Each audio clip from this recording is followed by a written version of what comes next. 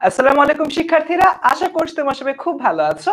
সবাইকে আমন্ত্রণ জানাচ্ছি 10 মিনিট স্কুল কর্তৃক আয়োজিত তোমাদের আজকে এই মহা গুরুত্বপূর্ণ একটি লাইভ ক্লাসে। এবং তোমরা যারা এইচএসসি 25 ব্যাচের শিক্ষার্থীরা রয়েছো তাদের জন্য একটি খুবই সুসংবাদ রয়েছে। সেই সুসংবাদটা হলো আমরা 10 মিনিট স্কুল এবার সিদ্ধান্ত নিয়েছি তোমাদের জন্য আরো একটি বাংলা ইংরেজি আইসিটি ব্যাচ নিয়ে আসবো, যেটাকে আমরা বলছি এইচএসসি 25 অনলাইন ব্যাচ বিইআই 2.0। এই যে 2.0 এর এই সম্পূর্ণ আমাদের লাইভ ক্লাসটি রয়েছে। এই আজকের লাইভ ক্লাসের মাধ্যমে তোমরা জানতে পারবা যে কিভাবে আসলে আমরা মূল ক্লাসের মধ্যে পড়াই। বাচ্চারা, আজকের ক্লাসটার মধ্যে প্রথমেই ক্লাসটা আমি শুরু করছি একটা প্রশ্ন দিয়ে। সে প্রশ্নটা কি? প্রশ্নটা হচ্ছে লাল সালু উপন্যাসের প্রেক্ষাপট। আমরা আজকে লাল সালু উপন্যাসটা পড়াবো, কিছুটা পড়াবো, সব তো আর পড়ানো সম্ভব না, যতটুকু পড়াই। বাট তোমাদের উদ্দেশ্য প্রশ্ন হচ্ছে বই না পড়েই কি পারবে পুরো উপন্যাস? কমেন্টে জানাও তো যে বই না পড়ে তোমরা উপন্যাস আদৌ পারবে কিনা। তোমরা কমেন্টে এই প্রশ্নের অ্যান্সারটা দাও, আর এই ফাঁকে আমি আমার নিজের পরিচয়টা দিয়ে নিই, ঠিক আছে? সো আমি বেসিক্যালি তোমাদের ফারসিম ভাইয়া। তোমরা অনেকেই হয়তো আমাকে চেনো, অনেকেই আমার নাম জানো। আমি হচ্ছে ফারসিম। বর্তমানে আমি ঢাকা বিশ্ববিদ্যালয়ে পড়াশোনা করতেছি এবং 10 মিনিট স্কুলে প্রায় 4 বছরের অধিক সময় ধরে আমি তোমাদেরকে পড়িয়ে যাচ্ছি। এবং শুধুমাত্র তাই না, আমি হচ্ছে এই সামনের এই সেপ্টেম্বর অক্টোবর নাগাদ আমার পড়ানোর অভিজ্ঞতা 5 বছরে কিন্তু রূপান্তরিত হয়ে যাবে।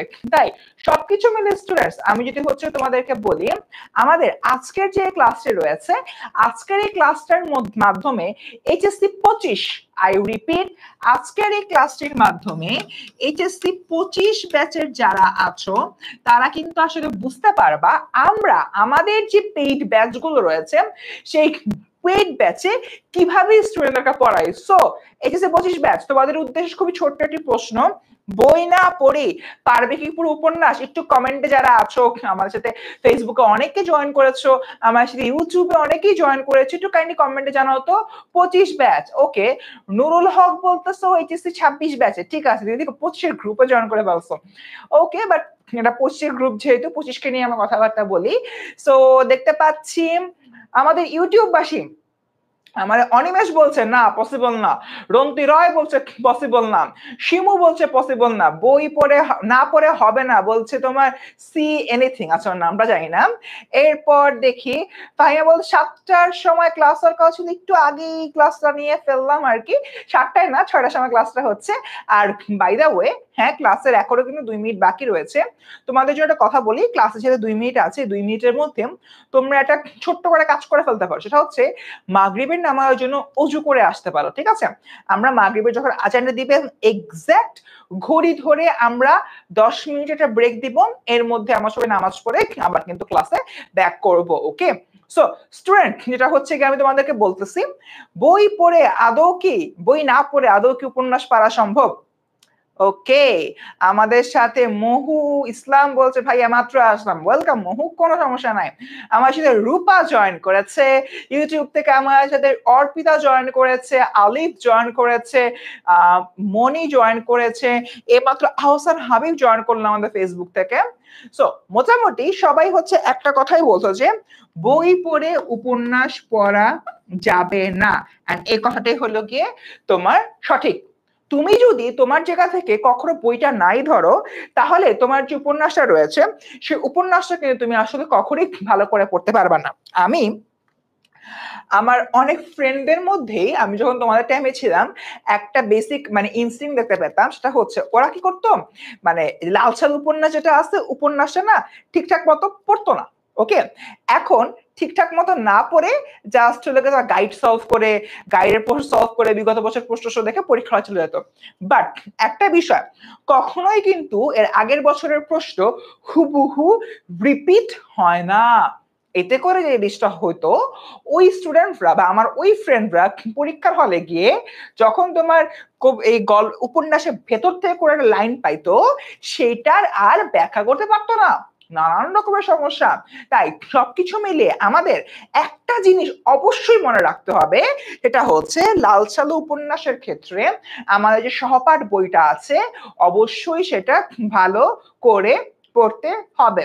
মহু ইসলাম যেরকম বলতেছে আমি পড়ি নাই ভাইয়া ফার্স্ট টাইম, ও কিন্তু অলরেডি ফার্স্ট ইয়ার শেষ করে ফেলছে, বাট তাও এখন কি পড়ে ওঠে নাই। প্যারা নাই, আমরা আজকে কি করতে, আজকে অবশ্যই পুরো উপন্যাস আমরা পড়াই দিব না, আমরা একটু জাস্ট গ্লিম্পস দিব এই উপন্যাসটা কিভাবে পড়তে হয়। ঠিক বাজে 6টা, লেটস গেট স্টার্টেড। আজকে আমরা পড়বো লাল সালু উপন্যাস, লিখেছে সৈয়দ ওয়ালিউল্লাহ। এখন তোমাদের জন্য একটা জিনিস আছে, দেখতে সবাই প্রস্তুত?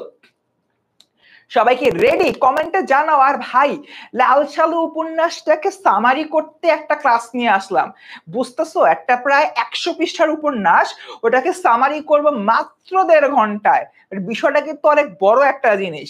এই এত বড় একটা জিনিস তোমরা কেন হচ্ছে কি শেয়ার করে স্টুডেন্টদেরকে জানাচ্ছ না? মাথায় ঢুকতেছে না। ফেসবুকে যারা আছো শেয়ার করে দাও, ইউটিউবে যারা আছো ভিডিও লিংকটা কপি করো, কপি করে হচ্ছে তোমাদের ফ্রেন্ডদের ইনবক্সে দিয়ে বলো চলে আয়, ফার্স্ট ভাই ক্লাস শুরু হয়ে গেছে। ঠিক আছে? আচ্ছা, সবাই যদি রেডি হও, তোমাদের জন্য এখন একটা জিনিস আছে, আমি কি নিয়ে আসবো জিনিসটা? ওকে, সো আই থিঙ্ক নিয়ে আসা যায়। সো 3, 2, 1, জিনিসটা হচ্ছে এইটা। সো বেসিক্যালি আমরা সবাই জানি তোমার যে ইমিডিয়েট সিনিয়র ব্যাচটা রয়েছে, ইমিডিয়েট সিনিয়র ব্যাচগুলোকে পরীক্ষা ক্যান্সেল হয়ে গেছে, ওইটা বিষয় না। বিষয়টা হচ্ছে যেটা, তোমরা যদি হচ্ছে কি এখন থেকেই ভালো করে না পড়ো, তোমাদের যে ফার্স্ট ইয়ার শেষ হয়ে গেল, এখনো যদি বাংলা সাবজেক্টটাকে ভালো করে তোমরা না পড়ো, তাহলে প্রবলেম যেটা হবে, ফার্স্ট ইয়ার শেষ হলে বাংলা পড়তে বসবো, এই স্টেটে যারা রয়েছে তাদের যে জিনিসটা হলো কি হবে, নাইট বিফোর এইচএসসি, তখন তোমাদের হচ্ছে আল্লাহ তাআলার কাছে মুনাজাত করতে হবে, আল্লাহ পরীক্ষাটা বাতিল করে দাও, পরীক্ষাটা বাতিল করে দাও, উপন্যাসটা যেন প্রশ্ন না আসে, উপন্যাসটা যেন কোনো প্রশ্ন না আসে, প্রশ্ন আসলে আমি শেষ, আল্লাহ মাফ করে দাও, আল্লাহ মাফ করে দাও, যা পুষ সমস্যা নাই, আল্লাহ মাফ করে দাও। এইরকম একটা কন্ডিশন চলে যাবে, just as it is mister মজিদের মতো। এই লোকটা আমাদের কিন্তু মজিদ ক্যারেক্টারটাকে হলো গিয়ে লিড করতেছে, বাট এইচএসসি 25 ব্যাচের যারা এখনো বাংলা পড়া শুরু করো নাই, তাদের জন্য কিন্তু এরকম একটা ফিউচার ওয়েট করতেছে। তাই পরীক্ষার আগের রাতে আল্লাহ পরীক্ষাটা বাতিল করে দাও, লাল সাহুতে যখন প্রশ্ন না আসে, এইটাই মোনাজাত না করে বরং যাতে এটাই মোনাজাত হোক, আল্লাহ যেটাই হোক না কেন ভালো করে লিখে আসতে পারি সেই তৌফিক দান করো, এই মোনাজাতটা যাতে করতে হয়। এই জন্য এখন থেকে এই মুহূর্ত থেকে তোমাদের কি করতে হবে, ভালো করে লাল সালু উপন্যাস এন্টায়ার সহপাঠ বই এবং এন্টায়ার বাংলার প্রথম পত্রের যে বইটা রয়েছে বইটা পড়তে হবে। আমি চাই না আমার কোনো স্টুডেন্টদের এরকম এই মিমটার মতো অবস্থা হোক এবং সবাই তাকায় তাকায় দেখবে কি ব্যাপার, 25 বছর সমস্যা কি, আল্লাহর কাছে দোয়া করতেছে কেন, ওরা কি পরীক্ষা বাতিল চায়? ওকে, সো আগাই সামনের দিকে আমাদের এইচএসসি 25 ব্যাচ তোমাদের লাল সালু উপন্যাসের একদম স্টার্টিং এ। বাট লাল সালু উপন্যাসে যাওয়ার আগে তোমাদের জন্য ছোট্ট একটা কথা আছে, সেই কথাটা একটু আমরা বলি। সে কথাটা হচ্ছে এইচএসসি 25 অনলাইন ব্যাচ 2.0, যেখানে বাংলা ইংরেজি আইসিটি, বাংলাতে আছে আমি তোমাদের ফারসিন ভাইয়া, হাই হ্যালো, এবং আমার সাথে আছে তোমাদের সবার প্রিয় ফাহাদ সাকিব ভাইয়া, এবং এর পাশাপাশি ইংরেজিতে আছে তোমাদের নাইম দুর্জয় ভাইয়া, তারপর ফাহাদ ভাইয়া, আইসিটিতে রয়েছে তোমাদের জাকি ভাইয়া এবং সুমাইয়া জানাত আপু। শুধুমাত্র তাই নয়, আমাদের এই যে বিআই 2.0 ক্লাসটা শুরু হবে 2 সেপ্টেম্বর থেকে, এবং তার আগে তোমরা যারা যারা 1 সেপ্টেম্বরের মধ্যে এই কোর্সটা কিনবা, আমাদের এই 3500 টাকার এই কোর্সটা 3500 টাকার এই কোর্সটাতে তোমরা একটা বিশেষ ছাড় পাবা। ছাড়টা কত টাকা ভাইয়া? 1 টাকা ছাড় দিবেন, 10 টাকা ছাড় দিবেন, না কত টাকা ছাড় দিবেন এটা না বলি, এটা সারপ্রাইজ থাকুক। তোমরা সুন্দর মতো এই যে একটা প্রোমো কোড দেওয়া আছে MKTHSC25, এটা সুন্দর মতো কপি করবা, কপি করে কোর্সটা পারচেজ করার সময় প্রোমো কোডের যে অপশনটা আছে সেই অপশনটা বসাই দিবা, একদম সুন্দর মতো তোমাদের কিন্তু এই কোর্সে সুন্দর ছাড় পেয়ে যাবা। ছাড়টা পেয়ে কিন্তু তোমরা এই কোর্সটা কিনতে পারবা। তাই শিক্ষার্থীরা 2 সেপ্টেম্বরে ক্লাস শুরু, 1 সেপ্টেম্বরের মধ্যে তোমরা অবশ্যই কোর্সটা কিনে ফেলবা এই প্রোমো কোডটা দিয়ে। এবং আছে কিন্তু 21 আগস্ট, হাতে আছে মাত্র 10 দিন। এই 10 দিনের মধ্যে কিন্তু তোমাদের কোর্সটা অবভিয়াসলি পারচেজ করে ফেলতে হবে এই প্রোমো কোড দিয়ে। ওকে, এবং শুধুমাত্র তাই না, আমরা এই মুহূর্তে যে গ্রুপটাতে ক্লাস নিচ্ছি, অর্থাৎ HSC 2025 free A+ suggestion group, এই গ্রুপটাতে জয়েন করো জয়েন করতে ক্লিক করো কমেন্টে দেওয়া লিঙ্কে। আমাদের কমেন্টে দেখো 10 মিনিট স্কুলের মেইন পেজ থেকে একটা কমেন্ট করা হয়েছে, সে কমেন্টে কিন্তু এই গ্রুপের লিঙ্কটা দেওয়া আছে। যারা যারা 10 এসএসসি এইচএসসি স্টুডেন্টস গ্রুপে রয়েছে তাদের জন্য বলছি, এবং যারা আমার পার্সোনাল গ্রুপেতে রয়েছে তাদের জন্য বলছি, তোমরা কিন্তু ওই লিঙ্কটাতে ক্লিক করে সুন্দর মতো আমাদের এই গ্রুপটাতে চলে আসতে পারবা, ঠিক আছে? সো মোটামুটি আমাদের তোমাদের 2.0 তে আমরা কি কি করতে যাচ্ছি সবকিছু তো মোটামুটি বললাম, রাইট? সো আই থিঙ্ক আমরা মূল পড়াতে যেতে পারি। আজকে আমরা যখন অবিডিয়েন্ট স্টুডেন্টকে দেখতে পাচ্ছি আহসান হাবিব সুন্দর মতো শেয়ার করে ফেলছে। তোমরা সবাই আহসান হাবিবের মতো সুন্দর মতো শেয়ার করো, তারপর শেয়ার করে কমেন্টে লিখে দাও শেয়ার ডান। আর এই যে 10 মিনিট স্কুলের যে মেইন পেজ থেকে চলে আসছে আজকের ক্লাস স্লাইডটা কিভাবে ডাউনলোড করবা, একটা ফর্ম লিংকও দিয়ে দেওয়া হয়েছে। ফর্ম লিংকটা জাস্ট পেস্ট ক্লিক করো, ক্লিক করে ফর্মটা ফিল আপ করো, আজকের ক্লাস স্লাইডটা পেয়ে যাও। ঠিক আছে, অনেকখানি সময় চলে গেল, এবার আই থিঙ্ক আমাদের লাল সালু উপন্যাসের মধ্যে ঢোকা উচিত। সো ক্লাসের প্রথমেই বাচ্চারা একটা কথা আমি তোমাদের উদ্দেশ্যে একদম ক্লিয়ারলি বলে দিছিলাম, সে কথাটা কি, তুমি এই উপন্যাসটা কখনোই বই না পড়ে পড়তে পারবা না, এইটা পড়া অসম্ভব। বা এই উপন্যাসটার যে মূল ভাবার্থ রয়েছে, উপন্যাসের যে রস রয়েছে, এই জিনিসটা তুমি কখনোই আস্বাদন করতে পারবা না যদি না তুমি বইটা পড়ো। যারা যারা বই পড়েছো আমি বিশ্বাস করি তোমরা ইতিমধ্যে এই জিনিসটার, এই যে তোমার সিনারিওটা, এই সিনারিওটা রিলেট করতে পারছো। আমি যদি খুবই সিম্পলি এখানে মজিদ ক্যারেক্টারকে আকাশ থেকে নিয়ে আসি, এই যে এই লোকটা যদি হচ্ছে গা আমাদের মজিদ ক্যারেক্টারটা হয়, তাহলে বাচ্চারা আমরা একটু হইলো কি দেখি, মজিদ ইনি এমন একজন ব্যক্তি যিনি আমাদের মোহাম্মদনগর গ্রামটাকে একদম গ্রাস করে ফেলে। মোহাম্মদনগর গ্রামটাতে নিজের যে ধর্ম ব্যবসা এমন ভাবে প্রতিষ্ঠা করে, সেই ধর্ম ব্যবসার শেকড় থেকে কেউ আর রেহাই পায় না, এমন একটা কন্ডিশন। এবার আমরা হলো কি একটা বিষয় হলো কি দেখবো, আমাদের এই যে এখানে মজিদ লোকটা রয়েছেন, মজিদ আসলে প্রথমবার যখন মোহাম্মদনগর গ্রামে ঢুকে এরকমই একটা নিরাক পরা আবহাওয়া ছিল। নিরাক পরা আবহাওয়া কি মানে, তোমার সন্ধ্যার কাছাকাছি বিকালের শেষে এমন একটা অবস্থা, মাগরিবের ওয়াক্ত চলে আসে এরকম, এই টাইমে বাইরের পরিবেশের গ্লুমি থাকে, একটু বাইরের পরিবেশ একটু ডিফারেন্ট টাইপের থাকে। ওই যে পরিবেশটা, ওই পরিবেশের কথা বেসিক্যালি এখানে তুলে ধরা হয়েছে বাচ্চারা। এবং শুধুমাত্র তাই না, এই যে পার্টিকুলার জায়গাটা রয়েছে এখানে আমরা কি দেখতে পারি জানো, এখানে আমরা দেখতে পারি যে গ্রামের মানুষেরা মসজিদের দিকে খুব অবাক হয়ে তাকিয়ে রয়েছে। কেন? সাপোজ তুমি তোমার স্কুলের দিকে যাচ্ছ বা তোমার কলেজের দিকে যাচ্ছ, তোমার কলেজের গেটের কাছাকাছি যখন আসছো তখন দেখছো একজন লোক জায়নামাজ বিছিয়ে তোমার সামনে আল্লাহু আকবার বলে নামাজ পড়া শুরু করলো। এবং এই মানুষটা নামাজ পড়ছে। তোমার কলেজের গেটের সামনে দাঁড়িয়ে অসংখ্য মানুষ জড়ো হয়ে গেছে তাকে দেখার জন্য। মানে জিনিসটা খুব একটা অদ্ভুত না, মানে একজন মানুষ কেন তোমার কলেজের সামনে দাঁড়িয়ে নামাজ পড়ছে। ঠিক একই জিনিসটা হয়েছিল মোহাম্মদনগর গ্রামের ক্ষেত্রে। আমরা দেখতে পাই মোহাম্মদনগর গ্রামে ঢোকার যে মুখটা, মানে গ্রামের এন্ট্রির যে মুখটা, সেই এন্ট্রির মুখে একজন লোক টুপি পাঞ্জাবি পরা, এই যে যদিও হচ্ছে একটা তোমাকে দেখালাম, মানে যদিও হলো একটা আমি এখানে মিমস দেখিয়েছি, মিমসটা কিন্তু আমার নিজের বানানো, ঠিক আছে?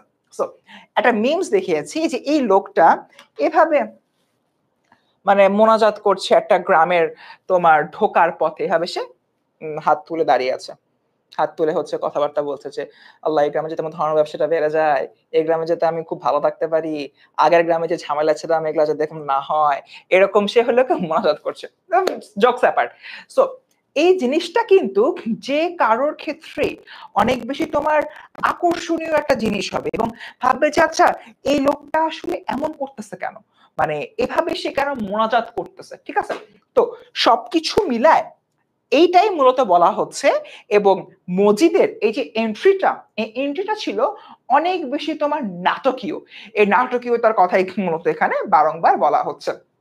আচ্ছা, আল্লাহ দুনিয়া, আমি এতদিন ধরে যে স্টুডেন্ট পড়াই, ভালো করে যে বোর্ডটা না দেখা যায়, সো একদম আল্লাহ দুনিয়ায় এতদিন ধরে স্টুডেন্ট পড়াইতে আমি খুবই একটা অদ্ভুত জিনিস ফলো করছি, সেটা হচ্ছে তোমরা তোমরা যারা পড়াশোনা করো, তোমাদের পড়াশোনার মধ্যে একটা ল্যাকিংস থাকে। সে ল্যাকিংসটা হচ্ছে স্পেসিফিক্যালি বাংলার ক্ষেত্রে।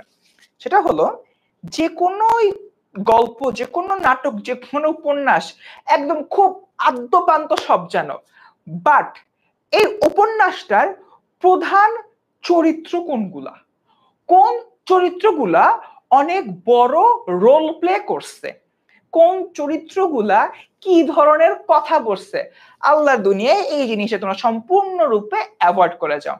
আমাকে একটু কমেন্টে জানাও আদৌ তোমরা এই আকাজটা করো কিনা। এবং আমি বলবো পার্সোনালি আমার পড়ানোর অভিজ্ঞতা থেকে এটা সম্পূর্ণরূপে একটা আকাজ। তার কারণ হলো অনেক সময় প্রশ্ন আসে যে একটা উক্তি দেয় খ নম্বরের অনুধাবনমূলক প্রশ্নে সৃজনশীলে বলে যে ব্যাখ্যা করো, ঠিক আছে। ফর এন এক্সাম্পল আমি যদি হচ্ছে তোমার ওই মিয়া দাড়ি কাটো না কেন, কমা ইনভার্টেড কমা হাইফেন দিয়ে বললাম ব্যাখ্যা করো।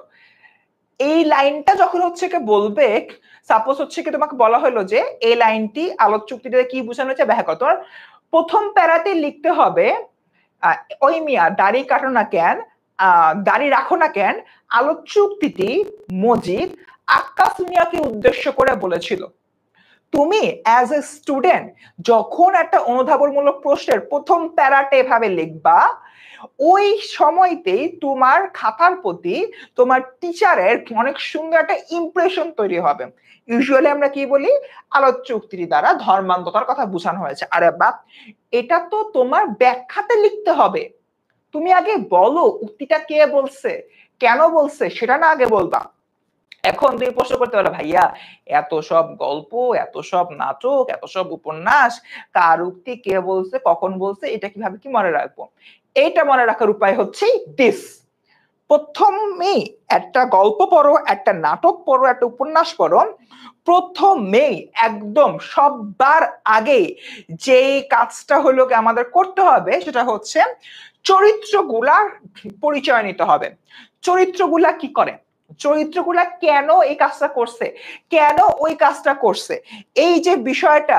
রানা মাতব্বর বলছে ক্লাস তো শুরু হয়ে গেছে, কিন্তু ক্লাস চলছে। রানা মাতব্বর সো ক্লাসটা করো এখন। তো যেটা হলো বলতেছিলাম তোমার হচ্ছে লাল সাদা উপন্যাসের যে তোমার চরিত্রগুলো রয়েছে, আমাদের অবভিয়াসলি চরিত্রগুলো সম্পর্কে বেশ ভালো করে জানতে হবে, তা না হলে কিন্তু হবে না। আমরা দেখি যেরকম ফার্স্টে আমি এবার একটা একটা করে চরিত্র ব্যাখ্যা করব। ওকে, আসি আমরা প্রথমেই যাকে নিয়ে কথাবার্তা বলবো, যে হচ্ছে কি আমাদের কেন্দ্রীয় চরিত্র, সে হলো গিয়ে এই গল্পের মজিদ, ঠিক আছে। সে কে, এই গল্পের হচ্ছে কি মজিদ, এবং সে হলো আমাদের কেন্দ্রীয় চরিত্র। বাচ্চারা একটু হলে ওকে বুঝো, আমাদের মজিদের ব্যাকগ্রাউন্ড বুঝতে হবে, মজিদের প্রেজেন্ট কেস বুঝতে হবে। আমরা মজিদের জীবনটাকে দুটা ভাগে ভাগ করবো। আমি জানি না এর আগে তোমরা কখনো ক্যারেক্টার ভিত্তিক পড়াশোনা করেছো কিনা। একটা কথা মনে রাখবা, বড় বড় নাটক উপন্যাস পড়ার জন্য যে কাজটা করতে হয় ক্যারেক্টার ভিত্তিক পড়তে হয়, তাহলে এন্টায়ার মানে উপন্যাসের কন্টেন্ট অনেক ছোট হয়ে আসে। কিভাবে দেখাচ্ছি, লাস্টে গিয়ে এই জিনিসটা ব্যাখ্যা করব। মজিদ যিনি হচ্ছেন একজন কেন্দ্রীয় চরিত্র, তার জীবনটাকে আমরা দুটি পর্যায়ে ভাগ করতে পারি, ঠিক আছে। একটা পর্যায় হচ্ছে তার হলো দিনহীন অবস্থা, মানে হলো গিয়ে দরিদ্র অবস্থা, আর আরেকটা পর্যায় হচ্ছে তোমার ধনী অবস্থা। দরিদ্র অবস্থায় সে যে গ্রামটাতে ছিল, ওই গ্রামে আসলে তোমার মানে ওই গ্রামের ইকোনমিক কন্ডিশন অনেক বেশি খারাপ। ফাহিমা, অবভিয়াসলি 6:30টায় যদি আজান দেয় আমার ঢাকার মহাখালীতে, তখনই আমি তোমাদেরকে 10 মিনিটে নামাজের বিরতি দিব। নামাজের সময় হলে নামাজের বিরতি অবশ্যই পাবে, কোনো ডাউট নেই, ঠিক আছে। সো এগিয়ে যাই সামনের দিকে। যেটা বলছিলাম, মজিদের জীবনে দুটো ফ্যাক্টর ছিল, একটা দরিদ্র ফ্যাক্টর এবং একটা ধনী ফ্যাক্টর। আমি যদি দরিদ্র ফ্যাক্টরটা নিয়ে কথাবার্তা বলি, সেখানে আমরা কিন্তু একটা জিনিস হচ্ছে গিয়ে দেখব। সেটা কি, সেটা হচ্ছে মজিদ নোয়াখালীতে যে গ্রামটাতে অবস্থান করত, সেই গ্রামের ইকোনমিক বা অর্থনৈতিক অবস্থা অত্যন্ত খারাপ ছিল। ওখানে এমন অবস্থা মানুষের গায়ে কাপড় জোটে না। এই যে একটা শার্ট বা একটা টি শার্ট কেনার জন্য যে টাকা পয়সা দরকার একজন মানুষের, সেই টাকা পয়সাটাও আলটিমেটলি ইনকাম করা যায় না। বাট ওই মানুষরা আবার অনেক ধর্মপ্রাণ, ধর্মকে অনেক অনেক অনেক তারা হচ্ছে কি ভয় পায়, ধর্মভীরু তারা। তারা তাদের গায়ে কাপড় না জুটাতে পারলেও আমসিপাড়া ঠিকই পরে, আমসিপাড়া পরে ধর্মীয় শিক্ষায়, ধর্মীয় দীক্ষায় দীক্ষিত এবং শিক্ষিত হয়। এই যে বিষয়টা বাচ্চারা, এই জিনিসটা আমাদের কিন্তু একটু ভালো করে মাথায় রাখতে হবে। এবং মজিদ বুঝতে পারলো এরকম ভাবে থাকতে গেলে ওর একদিন না খেয়ে টস করে মারা যেতে হবে। এই যে না খেয়ে মারা যাওয়ার একটা বিষয়, তখন ওই গ্রামের অন্যান্য হলো গিয়ে লোকের মতো আমাদের মজিদ হলো গিয়ে যে কাজটা হলো গিয়ে করে, সে হচ্ছে তার জায়গা থেকে সে হলো তোমার সামনের দিকে হলো এগিয়ে যেতে থাকে এবং সে অন্য একটা গ্রামে স্থানান্তরিত হওয়ার চিন্তা ভাবনা করে। এবং মজিদ কোথায় চলে আসে? মজিদ এরপর চলে আসে মহব্বত নগর গ্রামে।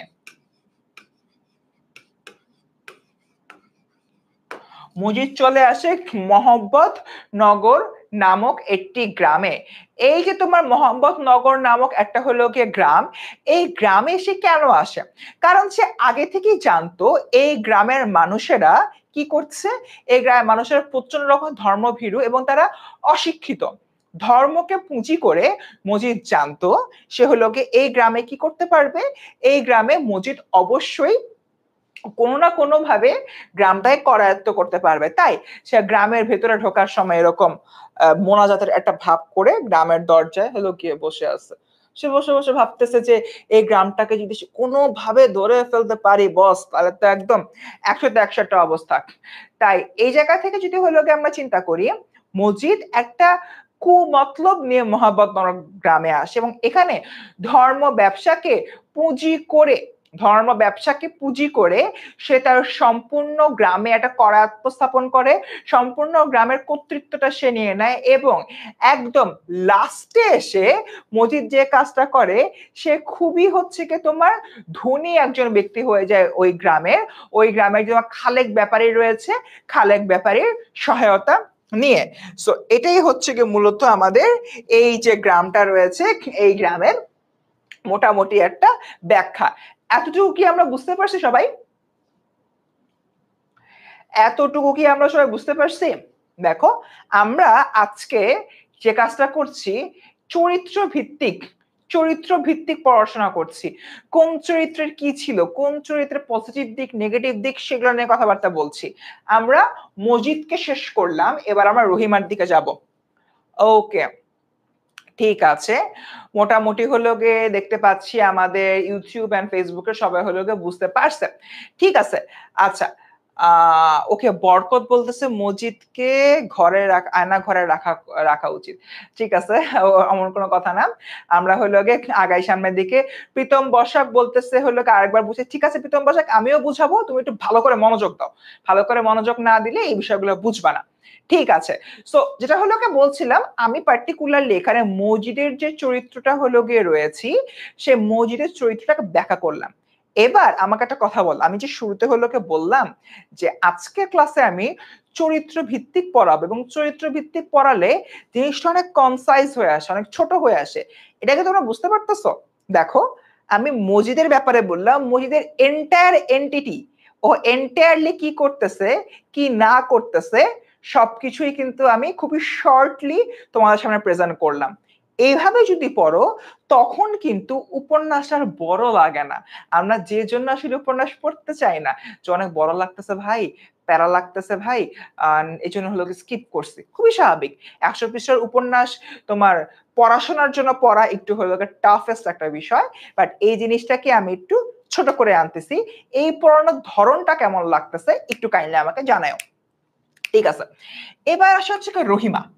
রহিমা এই গল্পের অন্যতম একটা গুরুত্বপূর্ণ একটা চরিত্র। আমরা এখানে কি বুঝি? আমরা যদি রহিমার দিকে তাকাই, মজিদ যখন গ্রামে আসে, সে অবিবাহিত অবস্থায় গ্রামে আসে এবং অবিবাহিত অবস্থায় গ্রামে আসার পরে এই গ্রামে সে একটা মাজার ব্যবসা শুরু করে, নাম্বার 1।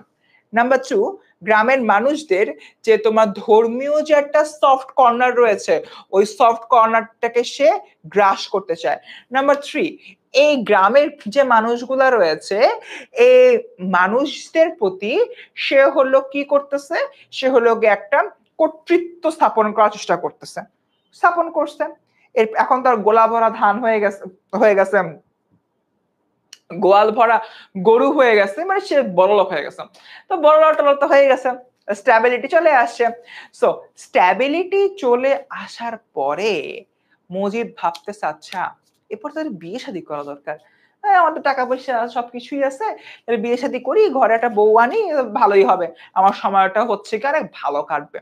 সো এরপর গ্রামের যে প্রভাবশালী ব্যক্তি খালেক ব্যাপারী আছে, বস, এই বস কি করলো, রহিমা নামক এক মহিলার সাথে মজিদকে বিয়ে করে দেয়। যদিও পরবর্তী মজিদ আরেকটা বিয়ে করেন, ওই বাজে একটা অবস্থা। সো রহিমা নামক একটা মহিলার সাথে আমাদের মজিদকে বিয়ে দিয়ে দেয়। এবং রহিমা এমন একজন হলো ব্যক্তি, আচ্ছা একজন বলছে ভাইয়া মজিদ কোন গ্রাম থেকে মোহাম্মদনগর গ্রামে আসে, তোমাদের পাঠ্য বইতে পার্টিকুলারলি এই জিনিসটা আসলে উল্লেখ করা নাই, বাট তোমার নোয়াখালীর কোন একটা হলো প্রত্যন্ত গ্রাম, সে গ্রাম থেকে আসে, এটাই মূলত এখানে বলা হচ্ছে। ওকে, ঠিক আছে, আমি যদি হলো গিয়ে চিন্তা করি, সেটা হলো আমরা মূল পড়াতে ফিরি। রহিমা মজিদের প্রথম স্ত্রী। সো রহিমা ব্যক্তিগতভাবে খুবই সহজ সরল, খুবই সহজ সরল, কিন্তু তার পাশাপাশি এই মহিলা অনেক হলো কঠোর পরিশ্রমী।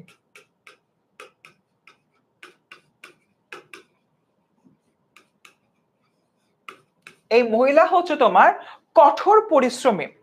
এখন আমার প্রশ্ন হচ্ছে কি, কেন কেন হচ্ছে আমাদের এই যে তোমার মহিলাটা রয়েছে, মহিলাটা সহজ সরল এবং কঠোর পরিশ্রমী, মানে কোন বিষয়টার মাধ্যমে এটা প্রকাশিত হয়? প্রথমে আমরা বলি কঠোর পরিশ্রমী কিভাবে।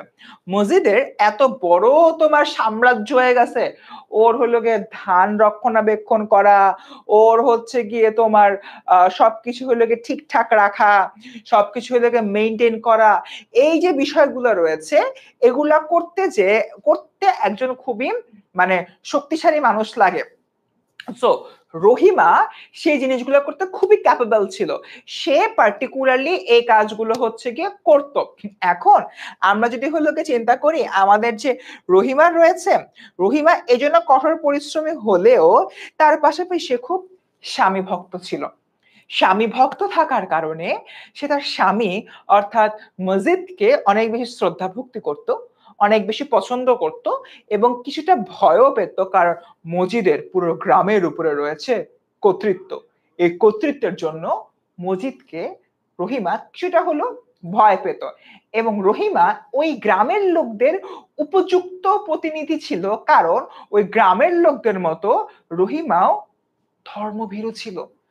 ধর্মভীরু থাকার কারণে রহিমা যখন দেখে সে একজন মানে মাজারের খাদেমকে বিয়ে করছে, ওই খাদেমের যে পাওয়ারটা, ওই খাদেম যে অনেক কিছু করে ফেলতে পারে, এই যে বিষয়টা, এর জন্য রহিমা আবার একটু ভয় টয় পাইতো। রহিমারে ভয় পাওয়ার কারণে যে জিনিসটা হয়, সে তার স্বামীর প্রতি অনেক বেশি সহজ সরল একটা ভাইব প্রকাশ করে এবং তার স্বামীর প্রতি সে ধীরে ধীরে আসলে ভক্ত হয়ে যায়। এখন কথা হচ্ছে, এই যে রহিমা ছিল, রহিমার পরে আমাদের মজিদ আরেকটা বিয়ে করে। সে বিয়েটা কাকে করে? জমিলাকে, যেটা আমাদের এই গল্পের একমাত্র প্রতিবাদী চরিত্র। ঠিক আছে, এটাকে জমিলা কি একমাত্র প্রতিবাদী চরিত্র।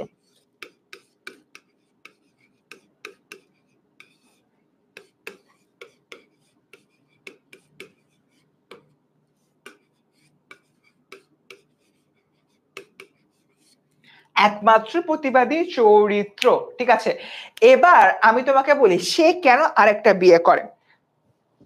এই ব্যাপারটা আমি যদি হলো গিয়ে তোমার ব্যাখ্যা করতে নেই, সেক্ষেত্রে আমার এই আমিনার কথা একটু বলতে হবে। ঠিক আছে, তাই আমি জমিলার যে চরিত্রটা, সেই চরিত্রটা পরে ব্যাখ্যা করি। আমি আগে খালেক ব্যাপারী আর আমিনার চরিত্রটা ব্যাখ্যা করি।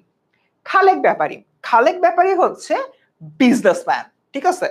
খালেক ব্যাপারী হচ্ছে তোমার বিজনেসম্যান, এবং এই যে বিজনেসম্যান রয়েছে সে তার টাকার জোরে পুরা গ্রামকে একদম পাওয়ারফুল মানে নিজের করে নিয়েছিল। কিন্তু প্রবলেম যেটা, খালেক ব্যাপারী বুঝতে পারছিল সে একা শুধুমাত্র টাকার ক্ষমতা দিয়ে তার গ্রামকে করায়ত্ত করতে পারবে না, এই জন্য তার একটা পার্টনার লাগতো। এই জায়গা থেকে সে যে কাজটা করছে, মজিদকে পার্টনার মানে মজিদকে বলছে, মজিদ ব্রো আসো আমরা একসাথে গ্রামটা একদম করায়ত্ত করে ফেলি। তো মজিদের কাজটা কি ছিল, সে হলো ধর্ম ব্যবসা করত, ধর্ম দিয়ে ভয় ভীতি দেখাইতো, আর খালেক ব্যাপারী টাকা, টাকার যে বিষয়টা রয়েছে এটা দিয়ে সে হচ্ছে অনেক আকাজ করত। এরকম একটা জায়গা থেকে খালেক ব্যাপারী আর হলো গিয়ে মজিদ হয়ে যায় দুই বন্ধু, ভাব ভাব হয়ে গেছে ওদের। এবং খালেক ব্যাপারীও মজিদের উপরে নির্ভরশীল, বিকজ মজিদের আছে ধর্মের পাওয়ার, আর মজিদও খালেক ব্যাপারীর উপর নির্ভরশীল, কারণ খালেক ব্যাপারীর আছে টাকার পাওয়ার। এই সবগুলো পাওয়ার তারা একসাথে আসলে নিজেদের কাছে রাখতে চাইতো, এবং পুরো যে গ্রামটা রয়েছে গ্রামটাকে খালেক ব্যাপারী এবং আমাদের মজিদ মিলে নিয়ন্ত্রণ করত। এই জায়গা থেকে তোমাদের বইতে আরো একটা ক্যারেক্টার আসে, সেই ক্যারেক্টারের নামটা হচ্ছে আবেদ আলী খুব সম্ভবত। এই আবেদ আলী হচ্ছে তোমাদের গ্রামের মহাপতনগর গ্রামের মাতব্বর। আমরা অনেক সময় ভুল করে থাকি, খালেক ব্যাপারীকে হচ্ছে তোমার মাতব্বর বানাই ফেলি, but but but but but সে আসলে মাতব্বর না, মাতব্বর হচ্ছে এই লোকটা আবেদ আলী, এই লোকটা মাথায় মাথায় রাখবা। সো আমিনা, আমিনা থেকে আমরা জমিলাতে। আমিনা খালেক ব্যাপারী দুই বউ, ঠিক আছে? বুঝলাম না, খালেক ব্যাপারী দুইটা বউ, আমাদের মসজিদেরও দুইটা বউ। তো যাই হোক, খালেক ব্যাপারীর হচ্ছে কি দুই বউ। তো দুই বউয়ের মধ্যে প্রথম বইটা অসম্ভব সুন্দরী, মানে রূপের সবকিছু তার মধ্যে হলো আছে। সো ভালো কথা, বাট এই মহিলার তোমার হলো বাচ্চা হয় না। সো সে হলো গিয়ে বাচ্চা নিতে চায়, বাট আলটিমেটলি তোমার হলো ওভাবে তার বাচ্চা সে ধারণ করতে পারতেছে না। এরকম একটা জায়গা থেকে এই মহিলাটা চাচ্ছিল কোনো এক পীরের পানি পড়া নিতে, মানে লাইক একটা, আমার কাছে পানি আছে এখানে কোনো, হ্যাঁ আছে তো। সাপোজ আজকে আমি কি হয়ে গেলাম, তোমাদের ক্লাসের জন্য কত কিছু করা লাগে রে ভাই, আজকে আমি কি হলাম ফার্সিম পীর হয়ে গেলাম, তোমাদের ফার্সিম ভাই আজকে থেকে পীর হয়ে গেলাম। সো আমেনা হলো ভাবতেছে আমি যদি হইলো এরকম একটা পানি নিয়ে পানির মধ্যে কিছু দোয়া দুরুদ পরে কিছু পরে এভাবে ফু দিই, ফু দিয়ে হচ্ছে এভাবে আমেনা বিবিকে দিয়ে বলছে নাও আমেনা খাও, এই পানি খেলেই তোমার পরদিনে হচ্ছে কি তুমি বাচ্চা ধারণ করতে পারবা। যদি আমি এরকম ফার্সিম ভাই থেকে ফার্সিম পীর হয়ে যাই, তাহলে হয়তো আমেনা বিবি আমার কাছে আসতো, আমার কাছ থেকে পানির পড়া টড়া নিত। বাট আমি যদি পীর হই নাই, তাই এই যে আমিনা বিবি রয়েছে, আমিনা বিবি আমার কাছে আসে নাই ঠিকই, বাট সে অন্য একটা পীরের কাছে গেছে। ওই পীরের গ্রামটা হচ্ছে আওয়ালপুর, তাকে বলে আওয়ালপুরের পীর। তো মজিদ জিনিসটা শুনতে পায়, মজিদ বলে আমি মোহাম্মদনগর গ্রামের পীর, তুমি আমেনা বিবি আমার কাছে আসবা, আমার কাছে এসে পানি পড়া হচ্ছে গে নিবা। সো আমার কাছে এসে হচ্ছে গে তোমার পানি পড়া যদি নাও, আচ্ছা এটা মতলব খাওয়া হবে না, ঠিক আছে, এটা হলো আমি পরে ঠিক করে দিচ্ছি। তারপর তোমাদের পানি পড়ার যে বিষয়টা, পানি পড়ার বিষয়টা হলো বলতেছি। সো দেখো, মজিদ মনে মনে হলো তোমার ভাবতেছে যে তুমি আমিনা বিবি, আমিনা বিবি কি করবে, আমিনা বিবি তো তুমি আমার কাছে আসবা, তুমি আমার কাছে এসে আমার কাছ থেকে হচ্ছে পানি পড়া হলো কি নিবা, তা না কোথাকার কোনো আওয়ালপুরের পীর, তুমি ওই বেটার কাছ থেকে পানি পড়া নিতেছো, তোমার তো সাহস কম না। তোমাকে এবার আমি দেখতেছি।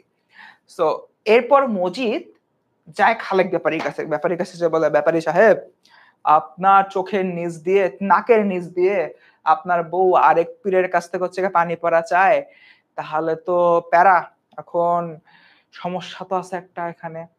তারপর মুজিব যে কাজটা করে, বলে যে আপনার বইয়ের এটা এটা এটা এটা করতে হবে, রোজা রাখতে হবে, রোজা রেখে আমার পীরের মাজারের সামনে 7 বার ঘুরতে হবে, ঘোরা টোরা শেষ করার পরে পরদিন হচ্ছে বাচ্চা হবে।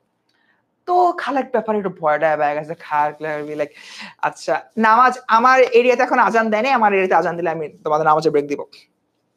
তো খালেক ব্যাপারে প্যারাটারা খেয়ে গেছে, প্যারাটারা খেয়ে হচ্ছে গিয়ে বলতেছে যে বা আচ্ছা ঠিক আছে তাহলে চলো আমি তোমার মাজারে যাই। তো তোমার মাজারে গেছে, মাজারে যেয়ে হচ্ছে আমেনা বিবি সারাদিন রোজা রাখছে। তারপর সারাদিন পবিত্র কোরআন শরীফ হচ্ছে গিয়ে পড়ছে। পড়ার পরে সে জাস্ট একটুখানি পানি পড়া খেয়ে মাজারের সামনে পাক দিতে, দিতে, দিতে, দিতে একসময় টাস করে সে মাথা ঘুরায় পড়ে গেছে। এই যে, এই যে, এই যে এই মানুষটা মাথা ঘুরায় পড়ে গেল, পড়ে যাওয়ার সাথে সাথেই আমাদের মজিদ ডাকছে খালেক ব্যাপারীকে। ডেকে কি বলছে সেটা বলবো আজানের পরে। এখন ঠিক আজান দিচ্ছে ৬টা ৩০ বাজে, ৬টা ৪০ পর্যন্ত আমাদের নামাজের ব্রেক। সরি।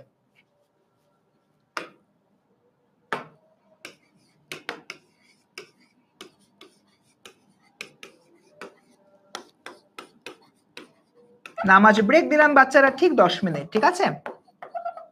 সো এটা হলো কে বললাম আমাদের এই যে মজিদ কি বললো খালেক ব্যাপারীকে জানছি নামাজ ব্রেকের পর।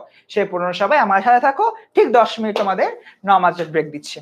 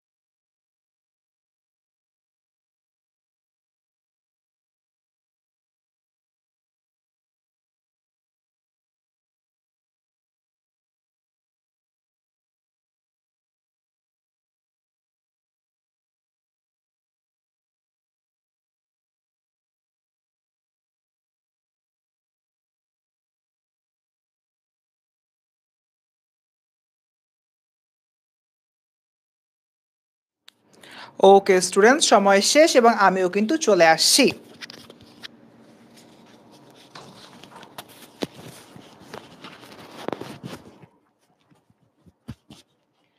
ওকে, সো এখনই আবার ক্লাস শুরু করব।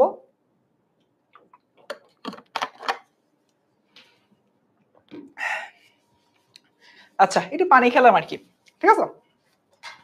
So I think we can start our class now. সবাই রেডি? এই যে হ্যালো অর্ঘ, চলে আসছি। সো আই হোপ সবাই আমাকে ঠিকঠাক মতো শুনতে পাচ্ছ এবং হলো গিয়ে আমাদের যে বোর্ডটা আছে বোর্ডটা হলো গিয়ে প্রপারলি দেখতে পাচ্ছ। সবকিছু ঠিকঠাক থাকলে আমি মনে হয় আমাদের হচ্ছে আজকের যে ক্লাসটা রয়েছে আজকের ক্লাসটা আবারও শুরু করতে পারি। সো যে জায়গায় ক্লাসটা দেখে গিয়েছিলাম সেটা হচ্ছে আমাদের আমিনা তো হুট করে ফিট হয়ে গেছে। তারপর মজিদ খালেক ব্যাপারীকে ডেকেছে। খালেক পরে এদিকে আসো, কথা আছে। তো খালেক ব্যাপারীর কাছে একটু ভয়টায় পেয়ে গেছে। হ্যাঁ মজিদ ভাই বলেন কি হয়েছে? আসলে আমার বউটার কি হলো এভাবে সে মাথা ঘুরে পড়লে কেন?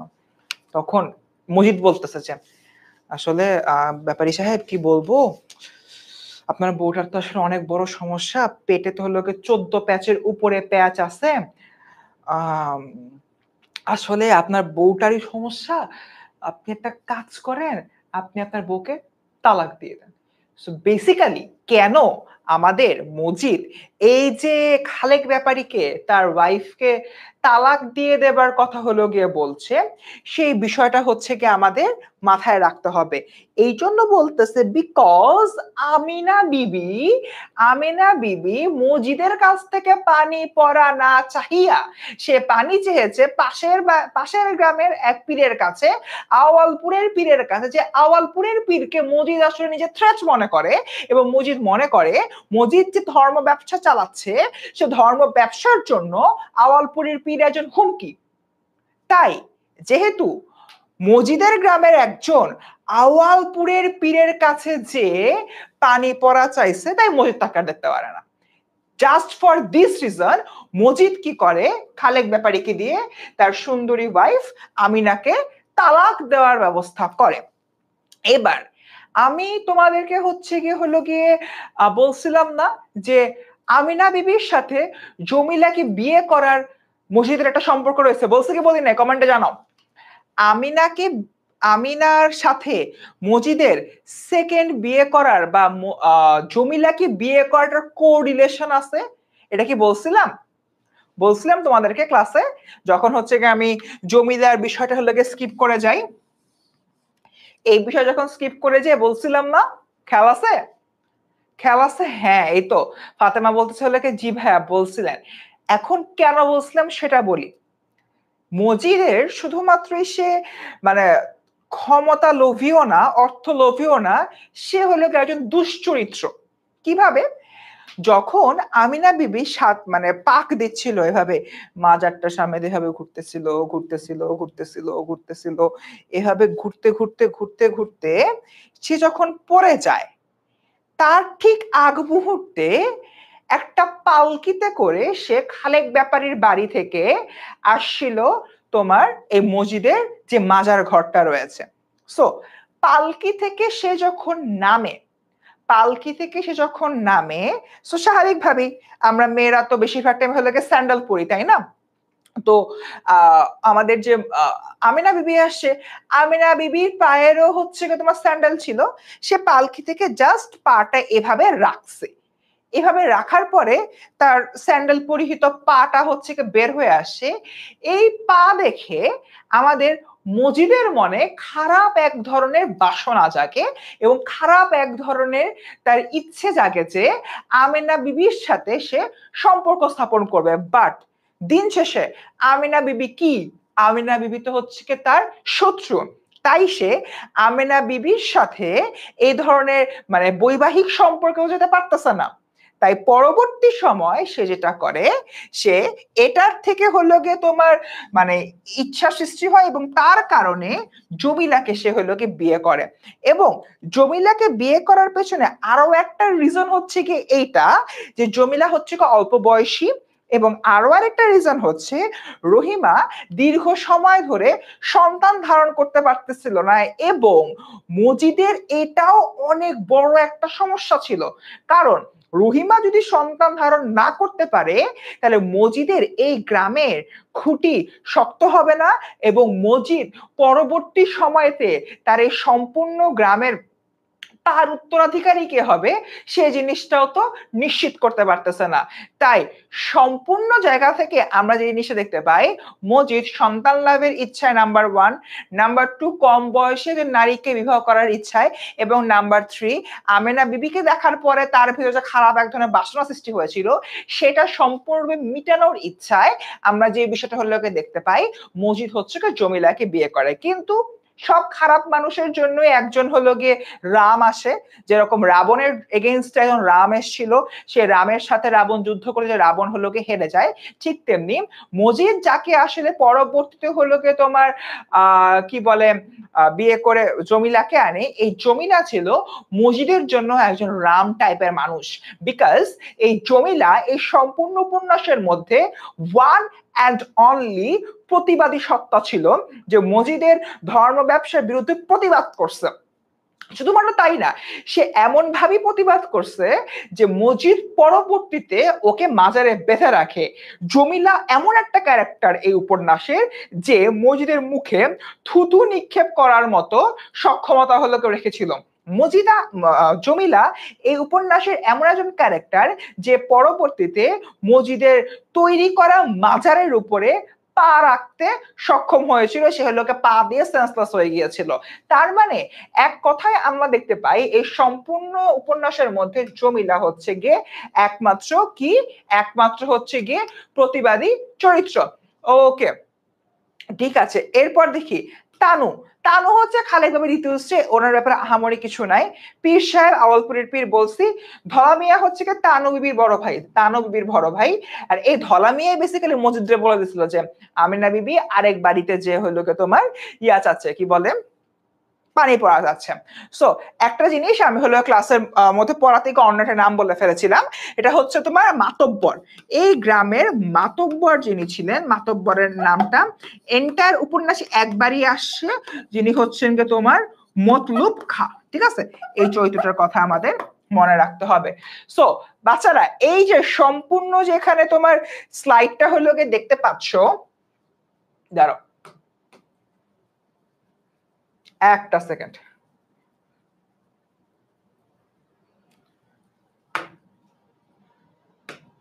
আচ্ছা, সম্পূর্ণ যে স্লাইডটা হলো দেখতে পাচ্ছ, এই যে স্লাইডটা রয়েছে কোনটা কোন চরিত্র, এই যে তোমার চরিত্রের কথাটা হলো বলা হচ্ছে, এই সম্পূর্ণ স্লাইডের যে জায়গাটা রয়েছে এটাই হবে তোমাদের হোমওয়ার্ক। আমি তোমাদের হোমওয়ার্কটা কোথায় কি সাবমিট করতে হবে এই ব্যাপারে অবশ্যই আমি ক্লাসের শেষে তোমাদেরকে জানিয়ে দিব।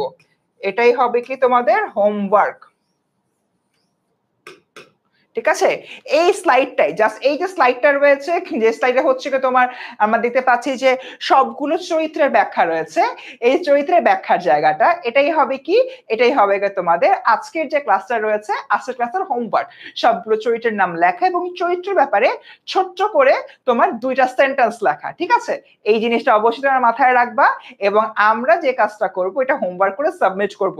কোথায় কিভাবে সাবমিট করব ক্লাসের পরে ঠিকই আমি তোমাদেরকে জানিয়ে দেবো। আচ্ছা, ঠিক আছে। সো মোটামুটি হলো এতটুকুই। এবার হলো আমরা আমাদের যে উপন্যাসের যে সমাজ বাস্তবতার যে বিষয়টা রয়েছে সেটা নিয়ে আমরা অল্প বিস্তর কথাবার্তা হলো বলবো। সো বেসিক্যালি আচ্ছা, এইটাতে যাওয়ার আগে তোমরা একটু আমার কমেন্টে জানাও, আমি মোটা দাগে প্রধান প্রধান চরিত্রগুলার কাজ, মোটা দাগে প্রধান চরিত্রগুলার কে কি করেছে কে কি না করেছে সেগুলো হচ্ছে বললাম। এইভাবে চরিত্র ভিত্তিক কখনো কেউ পড়েছো কিনা এবং এই পড়াটা তোমাদের কাছে বোঝার জন্য কতটা হেল্প করেছে একটু কমেন্টে জানাও তো। এখানে তোমাদের সাথে কিছু কমিউনিকেশন করব। বলতে গেলে আমরা ফুল উপন্যাসের 60% অলরেডি পড়ে ফেলছি, 60% অলরেডি ডান। আমি উপন্যাসের মূল জায়গায় না যে পৃষ্ঠার পর পৃষ্ঠা না পড়ে 60% অলরেডি পড়ে ফেলছি। আমাকে একটু কমেন্টে জানাও যে এইভাবে আমি যে তোমার পড়লাম সম্পূর্ণ উপন্যাসটা চরিত্র ভিত্তিক কেমন লেগেছে এবং এতে এই পড়াটা তোমাকে এই মুহূর্তে হেল্প করেছে কিনা এটা একটু হলো গিয়ে আমাকে জানাও। ওকে। আচ্ছা, একজন বলছে না স্যার এর আগে হচ্ছে গিয়ে পড়ি নাই বাট এখন আপনার পড়াটা খুব ভালো লাগছে। Thank you so much. ওরা বলছে এভাবে কখনো পড়ি নাই ভাইয়া। আচ্ছা, ঠিক আছে। স্যার আরেকবার বলেন কোনটা বলবো?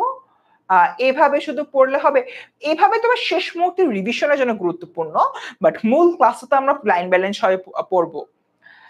ভেরি হেল্পফুল ভিডিও শেখ মুবাসসিরা বলতেছে ভাইয়া পড়ি না এটা অনেক ভালো লাগলো। থ্যাংক ইউ, অসাধারণ ভালো লাগছে।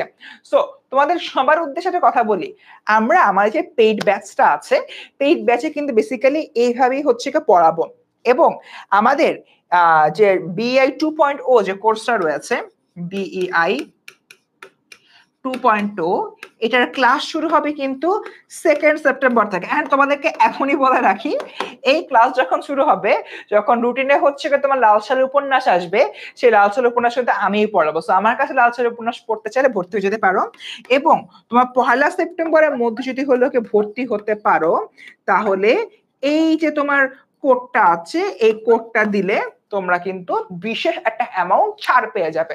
অল্পতেই তোমরা আসলে ভর্তি হতে পারবে।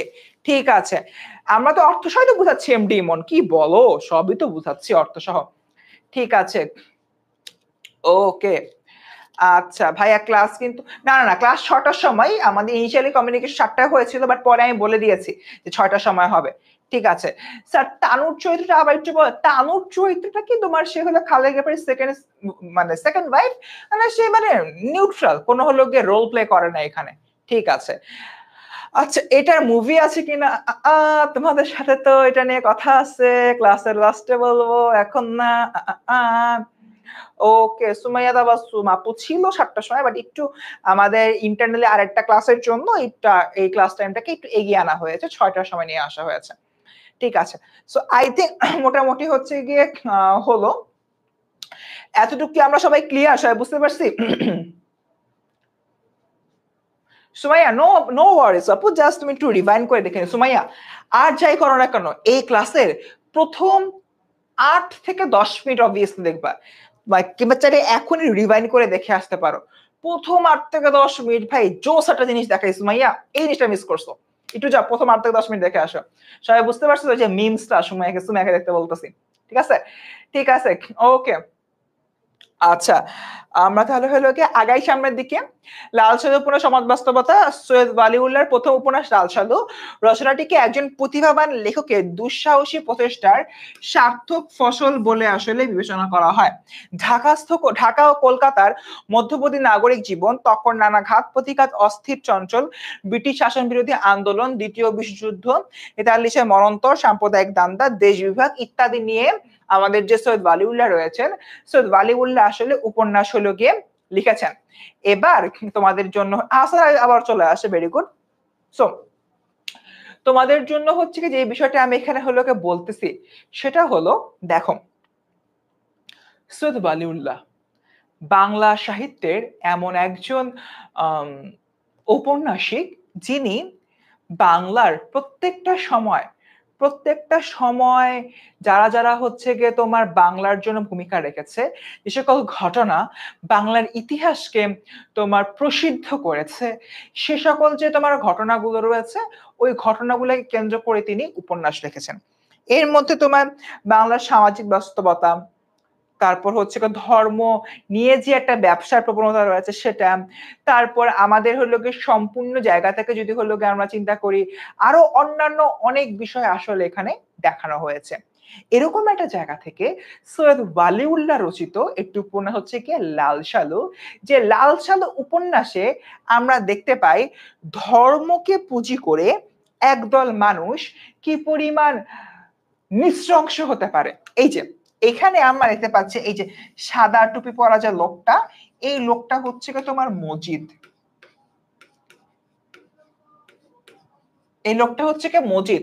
মসজিদের চারপাশে এখানে একটা মাথা, এখানে একটা মাথা, এদিকে একটা মাথা, এদিকে এদিকে এদিকে অনেকগুলো মাথা মসজিদকে ঘিরে রেখেছে। সবাই একটু দেখো, জাস্ট ইমাজিন এতগুলা মাথা একটা মানুষে ঘিরে রেখেছে। এই লোকটা মজিদ বলতেছে যে আমার কাছে আছে রুহানি শক্তি, আমার কাছে আছে অলৌকিক শক্তি। এই রুহানি শক্তি, এই অলৌকিক শক্তি দিয়ে আমি সবার সকল মুশকিল আসান করে ফেলবো, বলো আলহামদুলিল্লাহ। এভাবে সে বয়ান করতেছে। তো দেখো, একটা গ্রামের বেশিরভাগ হচ্ছে যে মানুষরা রয়েছে, সেই যে মানুষগুলো, একটা গ্রামের বেশিরভাগ মানুষ যখন হচ্ছে অশিক্ষিত, যখন হলো ধর্মভীরু, সে ধর্মভীরু মানুষগুলা যখন পার্টিকুলার একজনকে পায় যে সে আল্লাহর অনেক কাছের ব্যক্তি, যে এভাবে মোনাজাত করে যদি বলে আল্লাহ এই গ্রামে এটা করে দাও, এই গ্রামে ওটা করে দাও, সেটা হয়ে যাওয়ার সম্ভাবনা রয়েছে, তখন আসলে ওই গ্রামের মানুষগুলা অন্ধ হয়ে যায়, ধর্মান্ধ হয়ে যায়। মসজিদের প্রতি মাহাব্বত নগর গ্রামের মানুষগুলা ধর্মান্ধ হয়ে গিয়েছিল, অন্ধ হয়ে গিয়েছিল, এবং তারা স্বয়ং মসজিদের ভেতরে আল্লাহ রাব্বুল আলামিনকে দেখতে পেত। তারা ভাবতো মসজিদের খেদমত করা মানে আল্লাহ রাব্বুল আলামিনের খেদমত করা, এবং এই জায়গাটা আজকে মূলত এখানে দেখানো হচ্ছে। তাই এরকম একটা জায়গা থেকে আমরা যদি হলো গিয়ে দেখি, মসজিদের চারপাশে অসংখ্য মানুষ রয়েছে, ধর্মভীরুতা। এই ছবিতে যে জিনিসটা প্রকাশ হচ্ছে সেটা হচ্ছে তোমার ধর্মান্ধতা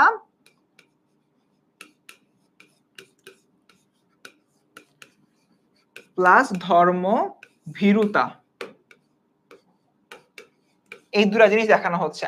এবার দেখি, এবার দেখো লাল সালু উপন্যাসের একটা কথা বলা হচ্ছে, সমাজটা হলো মূলত গ্রাম প্রধান, এবং এই যে গ্রামের যে তোমার সমাজটা রয়েছে, ক্লাস তোমার না তোমার 7:20 7:30 এরকম হবে, কারণ ক্লাস তো তোমার 6টার সময় শুরু হয়েছে। আচ্ছা, যেটা হলো বলতেছিলাম, আমাদের যে গ্রামটা রয়েছে, গ্রামটা মানে সমাজটা হলো সমাজ গ্রাম প্রধান, এবং এই গ্রামের বেশিরভাগ মানুষ কি করছে, তারা আসলে তাদের জায়গা থেকে আমাদের এই যে মসজিদ রয়েছে, মসজিদকে বিশ্বাস করা শুরু করছে। কারণ কি? কারণ গ্রামের মানুষ অশিক্ষিত, ধর্ম শিক্ষাই তাদের কাছে একমাত্র শিক্ষা, এটা তার কিছু নাই, কিছু ক্ষেত্রে হলো করাও নাই। তাই এই জিনিসটাই মূলত এখানে বলা হচ্ছে। ওকে, তন্ময় বলতেছে যে ভাইয়া সিরাজদৌল্লা নাটকটা এই ক্ষেত্রে একটা কাজ করতে পারে, আমাদের যদি বিআই 2.0 ও কোর্সে ভর্তি হও তাহলে কিন্তু সিরাজদৌল্লা ক্লাস তুমি পেয়ে যাবা। সো আগাই। এবার এখানে আরো একটা কথা বলা হচ্ছে, এই দেশের বেশিরভাগ লোকে গ্রামে বাস করে, এবং বিশাল গ্রামীণ জনগোষ্ঠীর জীবন দীর্ঘকাল ধরে অতিবাহিত হচ্ছে নানা অপরিবর্তনশীল তথাকথিত অনাধুনিক বৈশিষ্ট্য আশ্রয় করে, যেমন হচ্ছে তাদের পেশা। তাদের পেশা, গ্রামীণ মানুষদের পেশা কি? একটা হচ্ছে তোমার কৃষি কাজ করা, আর আরেকটা হচ্ছে তোমার মৎস্য শিকার করা, মাছ শিকার করা, মাছ শিকার করা। আমি যদি দেখি এখানে দুজন ব্যক্তি, একজন হলো নৌকা চালাচ্ছে, যে এই যে বান্দা রয়েছেন ইনি নৌকা চালাচ্ছেন, আর আরেকজন কোচ। কোচ কিভাবে ধরে জানো? কোচটাকে হচ্ছে তোমার এইভাবে, সব সময় তোমার কোচকে এইভাবে ধরে। কোচ কি? কোচ হচ্ছে বেসিক্যালি এখানে এই লোকটা এটা হলো ধরে রাখছে, এই যে এটা সম্পূর্ণ যে এটা রয়েছে এটাকে বলা হচ্ছে তোমার কোচ। কোচ কি? তোমার কোচ হচ্ছে মূলত মাছ ধরার অস্ত্র। একদম এরকম একটা জায়গা থেকে, এরকম একটা জায়গা, আমার চোখের সামনে যদি মাছ থাকে, এভাবে যদি আমি একদম দৃষ্টি রেখে, এইভাবে দৃষ্টি রেখে যদি এভাবে হচ্ছে আমি নিক্ষেপ করি কোচটা, তাহলে যে জিনিসটা হবে, আমরা কিন্তু মাছটা শিকার করতে পারবো। এবং এই যে গ্রামীণ পরিবেশ, একটা গ্রামীণ পরিবেশের ব্যাখ্যা দেখো বাচ্চারা, একজন লেখক কতখানি হচ্ছে বুদ্ধিমান, এইভাবে যে তিনি একটা গ্রামীণ পরিবেশের ব্যাখ্যা দিলেন, এই ব্যাখ্যাটার মাধ্যমে কিন্তু তিনি শুরুতে একটা আবহ সৃষ্টি করে ফেলেন, যে সম্পূর্ণ উপন্যাসটা কোন প্রেক্ষাপট থেকে হচ্ছে। সম্পূর্ণ উপন্যাসটা আসলে একটা গ্রামীণ সমাজ এবং গ্রামের জায়গা থেকে হচ্ছে, যে মানুষদের প্রধান কাজ কৃষি বা হলো মাছ ধরা, সে সকল মানুষকে নিয়ে এখানে তৈরি হচ্ছে। ঠিক এমন একটা জায়গা থেকে আমাদের এই যে তোমার লাল সাদা উপন্যাসের লেখক রয়েছে, উনি এটা বুঝিয়ে দেন গ্রামের মানুষেরা বেশিরভাগে অশিক্ষিত হয়ে থাকে। তারা কি করতে পারে? তারা আসলে যে কোনো ভাবে ধর্মান্ধ হয়ে যেতে পারে, ধর্মকে পুঁজি করে তাদের একদম সম্পূর্ণভাবে গুড়িয়ে দেওয়া যেতে পারে। এই বিষয়টা কিন্তু বেসিক্যালি এখানে তিনি সুন্দরভাবে ফুটিয়ে তুলেছিলেন। ওকে, আগাই। লাল সাল উপন্যাস সমাজ বাস্তবতা। লাল সাল একটি সামাজিক সমস্যামূলক উপন্যাস। সামাজিক সমস্যা বলতে কি বোঝায়? প্রথমত এখানে অনেকগুলো বিষয় রয়েছে।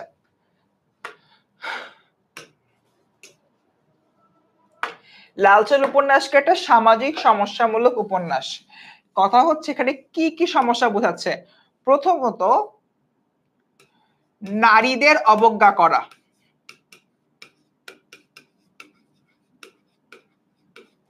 দ্বিতীয়ত ধর্মীয় কুসংস্কার,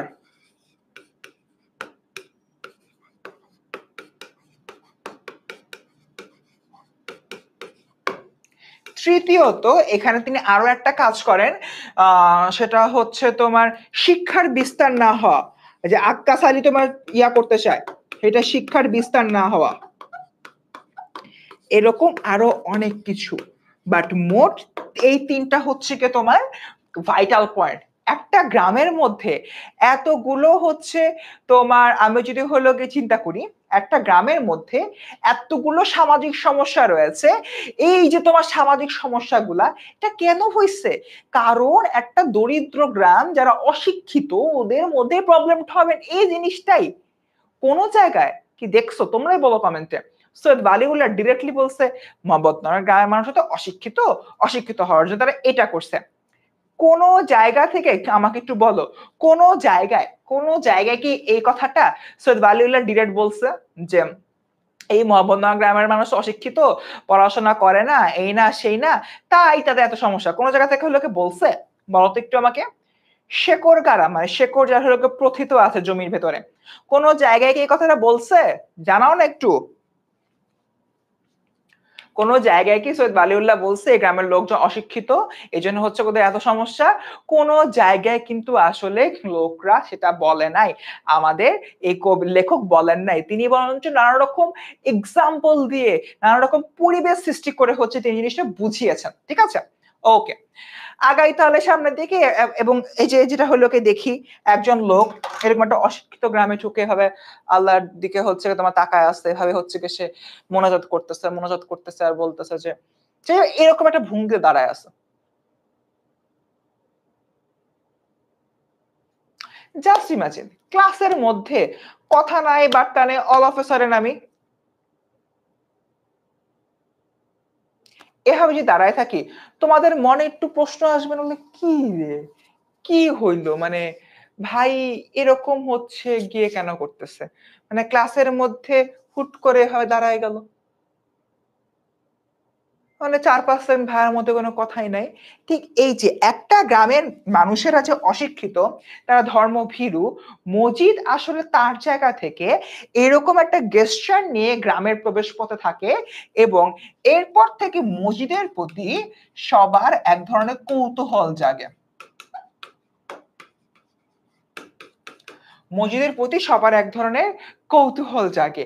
এই যে কৌতূহলের বিষয়টা, এটাই মূলত এখানে তুলে ধরা হচ্ছে। এবং শিক্ষার্থীরা মোটামুটি এর আগেও বলে ফেলছি, আমাদের কিন্তু এই যে আমাদের যে প্রোমো কোডটা রয়েছে, প্রোমো কোডটা কিন্তু 1 সেপ্টেম্বর পর্যন্ত ভ্যালিড থাকবে। ঠিক আছে, সো তোমরা যারা যারা এই কোর্সে ভর্তি হতে চাও প্রোমো কোড নিয়ে, তারা হলো 1 সেপ্টেম্বরের মধ্যে MKT HSC25 এই কোর্সটা, এই প্রোমো কোডটা ইউজ করে কোর্সটা আসলে হচ্ছে কি তোমার কিনে ফেলতে পারো। ফাহিমা বলতেছেন না, ফাহিমা বলে নাই, অ্যাকচুয়ালি আকারে ইঙ্গিতে বুঝাইছে, ওই জিনিসটা বেসিক্যালি আমি বললাম। ঠিক আছে, ওকে ডান। তো আগাই মোটামুটি তো লাল সালের উপরে গ্রামবাসী সরলতা এবং ধর্ম বিশেষ। এখানে দেখো, এখানে একটা জিনিস হলো আছে, অনেক পুরনো একটা বিষয়, গ্রামবাসীরা যে তোমার ধর্ম তোমার অনেক বেশি সহজ সরল, সেই বিষয়টা ছবির মধ্যে হলো প্রকাশিত হয় কিভাবে?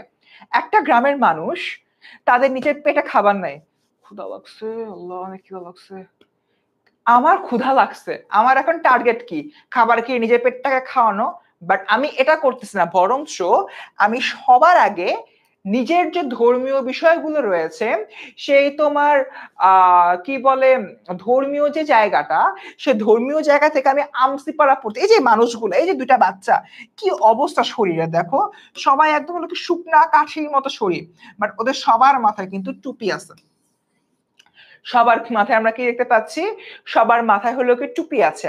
এখন এই যে টুপি থাকার বিষয়টা, তার মানে কি এই মানুষগুলা আসলে তারা যদিও দরিদ্র, বাট যে ধর্মভীরুতা,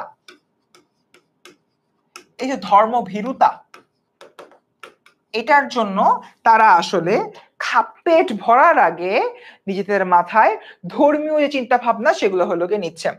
এবার এই ধর্মীয় চিন্তা ভাবনাকে পুঁজি করে মজিদ এই লাল শালু কাপড়ে আবৃত যে মাজারটা, এই মাজারকে কেন্দ্র করে ব্যবসা শুরু করে। এবং এই মাজারে আদৌ কোনো তোমার হচ্ছে কি মাওলানা বা পীর আছে কিনা এই জায়গা থেকে আমি যদি হলো কি চিন্তা করি, সেটা কিন্তু আমরা কেউ জানি না। মজিদের বক্তব্য অনুযায়ী হ্যাঁ, এই মাজারে একজন পীর শুয়ে রয়েছেন, যে পীরের একটা ইশারা দিলেই সবকিছু তোমার একদম ধ্বংস হয়ে যেতে পারে, সবকিছু একদম শেষ হয়ে যেতে পারে, এমন একটা অবস্থা। বাট ব্যাপারটা কিন্তু আসলে এমন না। মজিদ এখানে জাস্ট কি করতেছে? মজিদ জাস্ট এই মাজারকে কেন্দ্র করে ব্যবসা করতেছে। ওকে, সো এখানে কেন্দ্রীয় চরিত্র মজিদ যে মিথ্যার আশ্রয় নিয়ে কথাবার্তা বলেছে সেটা এখানে মূলত প্রকাশিত হয়। ওকে, সো এই জায়গাটা খুবই গুরুত্বপূর্ণ। কারেন্টলি এখন যে জায়গায় দেখতে পাচ্ছ, এটা হচ্ছে কি তোমার খুবই গুরুত্বপূর্ণ একটা হলো বিষয়। কেন এটা হলো গুরুত্বপূর্ণ? ক্লাস তোমার আর বেশিক্ষণ হবে না, তোমার ম্যাক্সিমাম 10-15 মিনিটের মতো ক্লাস হবে। আচ্ছা, এই স্লাইডটা কেন গুরুত্বপূর্ণ জানো? এই স্লাইডের মধ্যে একটা জিনিস আসলে বলা হয়, সেটা হচ্ছে একটা লাল কাপড়ের উপরে টাকা আসতেছে, একটা লাল কাপড়ের উপরে অনেক টাকা আসতেছে। তার কারণ গ্রামের মানুষদেরকে মজিদ এটা বিশ্বাস করাইছে, তুমি যদি তুমি যদি আমার যে মাজারটা আছে এই মাজারটাতে তুমি না আসো, তুমি যদি এই মাজারটাতে এসে টাকা পয়সা না দাও, তুমি যদি এই মাজারের ভক্তি শ্রদ্ধা না করো, তুমি যদি এই মাজারের খাদেম বা আমি দা মজিদকে সম্মান না করো, এই মাজারের পীর মুদাস্সির পীর আসিয়া তোমাকে ধ্বংস করিয়া দিবে ইনশাআল্লাহ। মজিদ এই জিনিসটা গ্রামের মানুষদেরকে বুঝাইছে, গ্রামের মানুষদের কাছে এমন ভাবে বুঝাইছে, গ্রামের মানুষ বলে হাই হাই হাই হাই হাই হাই, মুদাসির পীরের মাজার অনেক অনেক হচ্ছে কি তোমার পুণ্যের জায়গা, অনেক হচ্ছে কি পাপের জায়গা, অনেক হচ্ছে কি ভালো একটা জায়গা, এখানে যদি আমি না যাই, এখানে গিয়ে যদি টাকা পয়সা না দিই, আমার তো পাপ হবে, আমি তো শেষ হয়ে যাবো, আমি তো ধ্বংস হয়ে যাব। ঠিক এরকম একটা জায়গা থেকে গ্রামের লোকেরা যে যা পারে, কেউ 50 টাকা, কেউ 5 টাকা, কেউ 20 টাকা, কেউ 1 আনা, কেউ 2 আনা, কেউ 1 সিকি, কেউ 2 সিকি, যা ইচ্ছা তাই যার যেটা পসিবল সেটাই হলো গিয়ে দিচ্ছে। এবং শুধুমাত্র তাই না, কোন কোন মানুষ, এটা ভূত না কিন্তু, না মানুষ, কোন কোন ব্যক্তি এইভাবে তারা মুরগি, এটা আচ্ছা কালোটা দিয়ে তারা দেখা গেল না,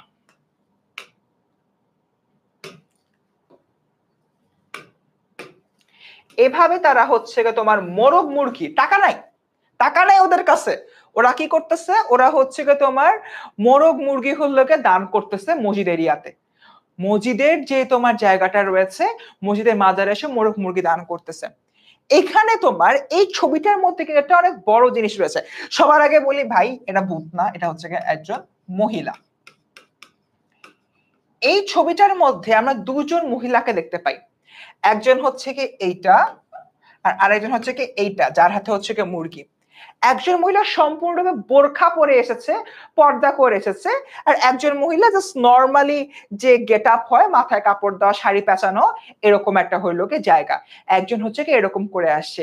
এটার মধ্য দিয়েও কিন্তু সমাজের খুবই গুরুত্বপূর্ণ একটা বিষয় দেখানো হয় যে এক একজন ব্যক্তির যে নিজস্ব প্রেক্ষাপট এক এক রকম।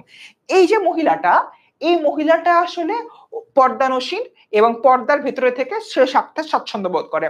এই মহিলা, উনিও কিন্তু অপর্দা করে আছে এমন না, সে পর্দাশীল না এমন না, তিনিও কিন্তু তার জায়গা থেকে পর্দা করেছেন। বাট দুইটা পর্দার মধ্যে পার্থক্য, সেই জিনিসটা কিন্তু এখানে দেখানো হয়। এবং শুধুমাত্র হচ্ছে গিয়ে তাই না, এই সম্পূর্ণ যে জায়গাটা রয়েছে, তারা উভয় দুইজনের দুইটা আলাদা আলাদা জীবন, বা তারা আসছে একজনের কাছে, কার কাছে? মজিদ দা বসের কাছে। এই যে উনিও আসছে এই লোকের কাছে, উনিও আসছে এই লোকের কাছে, কারণ তাদের উভয়েরই সৈয়দ ওয়ালিউল্লাহ এই জিনিসটা দেখাইছেন যে এক এক ব্যক্তি এক এক ধরনের উদ্দেশ্য, এক এক ধরনের হচ্ছে প্রেক্ষাপট, বাট তারা সবাই একটা জায়গা হলো গিয়ে এক, সেটা ধর্মের জায়গা। আর মজিদ দা বস এই ধর্মের জায়গাটাকে নিয়ে খেলছে, ধর্মের জায়গাটা নিয়ে সে বেসিক্যালি মানুষদেরকে ভয় দেখিয়ে ভীতি প্রদর্শন করে নিজের স্বার্থ হাসিল করে নিচ্ছে। এবং এটাই মূলত এখানে দেখানো হচ্ছে, দুইজন মহিলা আসছে, সম্পূর্ণ দুই রকম বেশভূষা, দুই রকম প্রেক্ষাপট, দুই রকম আর্থিক অবস্থা, বাট তাও মসজিদের কাছে আসছে। এই লোক, এই মহিলা এসে টাকা দিল, আর এই মহিলা এসে নিজের পোষা মুরগি দিয়ে দিল। এবার বলো, মসজিদ যে কিনা আগে এমন একটা গ্রামে থাকতো যেখানে খাওয়ার অভাব, ক্ষুধায় মরে টোরে একদম এক সাইড হয়ে যাচ্ছে, আর এই গ্রামে এসে সবাই ফ্রিতে মুরগি দিয়ে যায়। যেখানে মজিদ বছর পার হয়ে যায় মুরগির মাংস খেতে পারতো না, সেখানে এখন মুরগি দিয়েও মুরগির খামার হয়ে যাচ্ছে এমন একটা অবস্থা। তার মানে মজিদ কি করতেছে, মজিদ তার জায়গা থেকে খুবই খুশি। আরে দোস্ত, সবাই তো আমাকে টাকা পয়সা দেয়, সবাই তোমাকে মোরগ মুরগি দেয়, তাহলে এই গ্রামটাকে একদম নিজের করে নিতে হবে, এরকম একটা অবস্থা। তো এই জিনিসটা বেসিক্যালি দেখানো হচ্ছে। এবং এই যে তোমার সমাজ বাস্তবতাটা রয়েছে, সমাজ বাস্তবতার মধ্যে মজিদের সাথে একজন বস লোক আসে, বুঝছো? এই তো হচ্ছে কি আমাদের মজিদ, আর এই হচ্ছে আমাদের খালেক ব্যাপারী।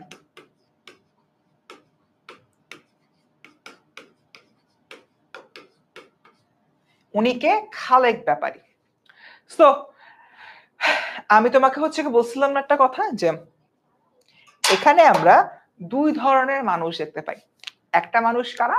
একটা মানুষ হচ্ছে গিয়ে আমাদের মজিদ, যে মজিদ হলো গিয়ে আমার কাছে ধর্মের পাওয়ার রয়েছে, ধর্মের পাওয়ার দিয়ে আমি গ্রামটাকে গ্রাস করব।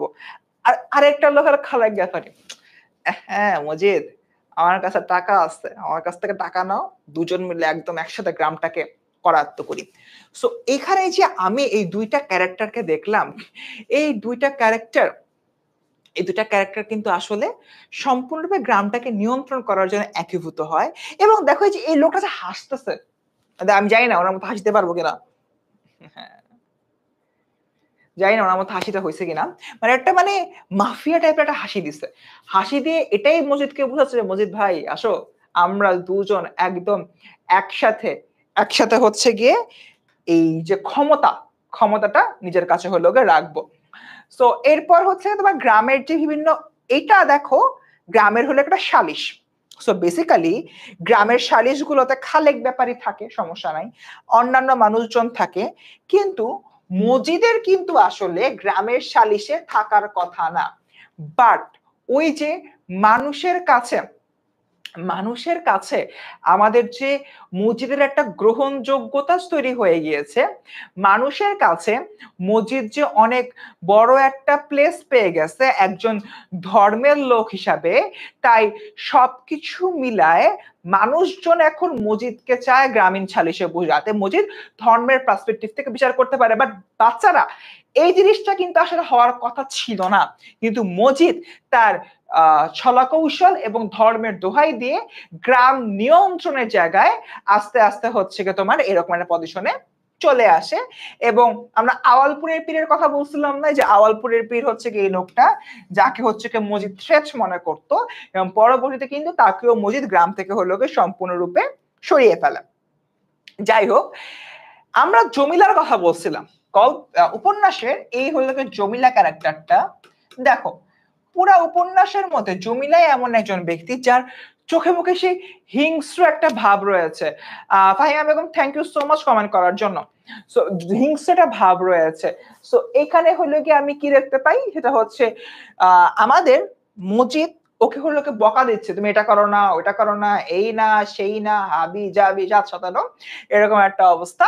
বাট আমরা যে বিষয়টা হচ্ছে কি হলো দেখতে পাই, আমাদের এই যে তোমার মজিদ রয়েছে, মজিদ যখন আমাদের হলো জমিলাকে নানান জিনিসপত্র বুঝায়, তখন আমি কি দেখতে পাই, জমিলা আসলে জিনিসটা না কেয়ার করতেছে না, ও পাত্তা দিচ্ছে না, ও আসলে হচ্ছে তোমার ভালো লাগতেছে না, এটাই কিন্তু এখানে প্রকাশিত হয়। এবং সবার লাস্টের যে বিষয়টা, সেই সবার লাস্টের বিষয়টা হচ্ছে তোমার, দেখো আচ্ছা, সবার লাস্টের যে হলো বিষয়টা এখানে দেখানো হচ্ছে, সেখানে আমরা দেখতে পাই আমাদের যে মসজিদের যে গ্রামটা রয়েছে, মসজিদের গ্রামটা আসলে তোমার বন্যায় আক্রান্ত হয়। সবার লাস্টে আমরা দেখতে পাই মসজিদের যে গ্রামটা রয়েছে, মসজিদের গ্রামটা আসলে তোমার বন্যায় আক্রান্ত হয়, এবং যে বন্যায় আক্রান্ত হওয়ার বিষয়টা, এই বন্যায় আক্রান্ত হওয়ার বিষয়টা মূলত এখানে বলা হচ্ছে। এবং মসজিদ যে সবসময় একটা কথা হলো বলতো, আমার কথা বিশ্বাস করো, আমি হচ্ছে গিয়ে আল্লাহর অনেক কাছের মানুষ, তোমাদের গ্রামকে সবসময় রক্ষা করতে পারবো। বাট আলটিমেটলি মসজিদে কিন্তু গ্রামটা রক্ষা করতে পারে না। বন্যায় মসজিদের সম্পূর্ণ সহায় সম্পত্তি, সম্পূর্ণ গ্রাম আসলে ভেসে যায়। আমরা এই মুহূর্তে জানি বাংলাদেশের ফেনী এবং ফেনীর উপকূলীয় অঞ্চলে আমরা কি দেখতে পাই, প্রচন্ড রকমের বন্যা হচ্ছে। আমরা সবাই ওই সকল এরিয়া মানুষজন দোয়া করব। আমরা তো অ্যাকচুয়ালি এই মুহূর্তে ওভাবে হলো গিয়ে বুঝতেও পারি না, ওভাবে থাকতেও পারতেছি না ওই জায়গায়। বাট আমরা একটা কাজই করতে পারি, দোয়া করতে পারি সবাই একটু এই বিষয়টা নিয়ে। চিন্তা ভাবনা তো করার কিছু নেই, দোয়া করো যাতে ওই মানুষগুলো সেফ থাকে। So that's it. মোটামুটি আমাদের আজকের ক্লাস শেষ হয়েও হইল না শেষ, এরকম একটা কন্ডিশনে আছে। আমাকে একটু বলো, লাল সালু উপন্যাসটা কিন্তু আমি শেষ করছি 1.5 ঘন্টার একটা ক্লাসে, অলমোস্ট 1 ঘন্টার মধ্যে লাল সালু উপন্যাসের খুঁটিনাটি আমি সব পড়াইছি, কিচ্ছু বাদ দিয়ে নেই। আমাকে একটু বলো, এই স্টাইলে লাল সালু উপন্যাস পড়াটা কেমন লাগলো? এই স্টাইলে লাল সালু উপন্যাসটা কেমন পড়লো? এই স্টাইলে লাল সালু উপন্যাসটা কেমন লাগলো? ভালো লাগছে? আচ্ছা, মৌ বলতেছে লোকে ভালো লাগছে, মনের অবস্থা আবার চলে আসছে, বাট ক্লাস কিন্তু প্রায় শেষ। ভাইয়া লেকচার স্লাইড কখন এই লেকচার তোমাদেরকে একটা ফর্ম দেওয়া হয়েছে রেমির স্কুলের মেইন পেজ থেকে, এই কমেন্ট সেকশনে ওই ফর্মটা ফিল আপ করে স্লাইড পেয়ে যাবা। ওকে, যাক, আলহামদুলিল্লাহ, ঠিক আছে। সো দেখো, আজকের ক্লাসে কিন্তু সম্পূর্ণ তোমার যে বইয়ের কি অবস্থা, সম্পূর্ণ যে টপিকের হচ্ছে কি বলি, সম্পূর্ণ যে উপন্যাস লাইন বাই লাইন কিন্তু আজকে আমাদের পুরো এক ক্লাসে পড়ানো সম্ভব। অনেকেই বলতেছে যে ভাইয়া যেরকম ভেবেছিলাম ওরকম হয় নাই। তুমি হয়তো ভেবেছিলা যে প্রপারলি সবকিছু টু দা পয়েন্টে পড়াবো, কিন্তু ফ্যাক্ট হচ্ছে আমরা যখন একটা কোর্স শুরু করব তার আগে কোর্সের কঠিন সাবজেক্টগুলো একটা গ্লিম্পস দেওয়া দরকার। সেই গ্লিম্পসটা একটা যে ছোঁয়া দেওয়া, সেই ছোঁয়া দেওয়ার কাজটা বেসিক্যালি করলাম। হোপফুলি তোমাদের এই জিনিসটা কাজে লাগবে ভবিষ্যতে।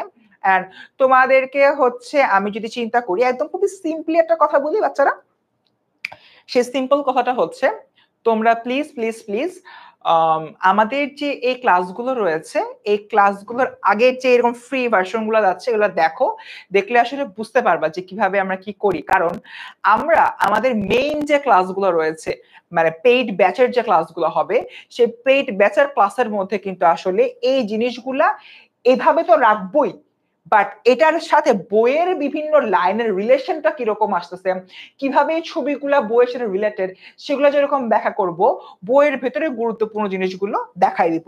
এন্ড আমার ক্লাসের কয়েকটা গুরুত্বপূর্ণ জিনিস আছে, যেরকম একটা হলো এইচএসসি টনিক,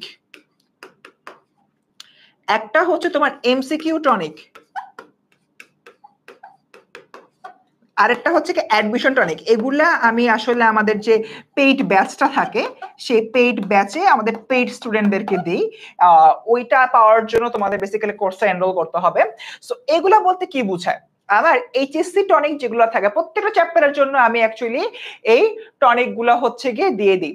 এইচএসসি টনিক দিয়ে বুঝাই এইচএসসির জন্য ইম্পর্টেন্ট অনুধাবনমূলক প্রশ্ন, এমসিকিউ টনিক দিয়ে বুঝাই এইচএসসি প্লাস অ্যাডমিশনের জন্য ইম্পর্টেন্ট এমসিকিউ প্রশ্ন, আর তোমার অ্যাডমিশন টনিক দিয়ে বুঝাই পার্টিকুলার যে টপিকটা শুধুমাত্র অ্যাডমিশনের ইম্পর্টেন্ট সেটা।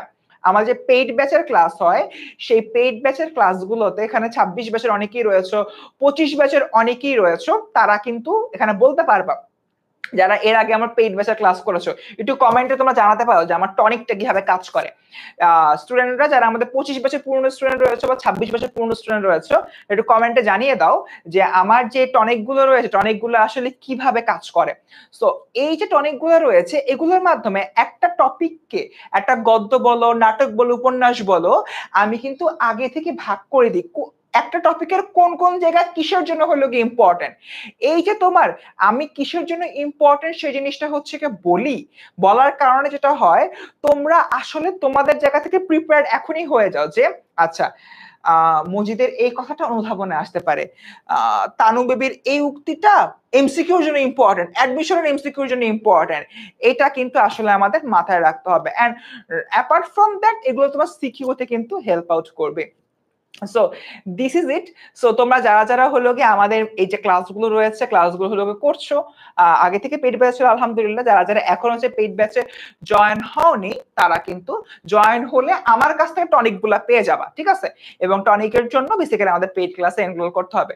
তো আচ্ছা তোমাদের জন্য গিফট ছোট্ট রাখছি, সেটা হচ্ছে তোমাদের যে এই সম্পূর্ণ জায়গাটা রয়েছে আমাদের 10ms এসএসসি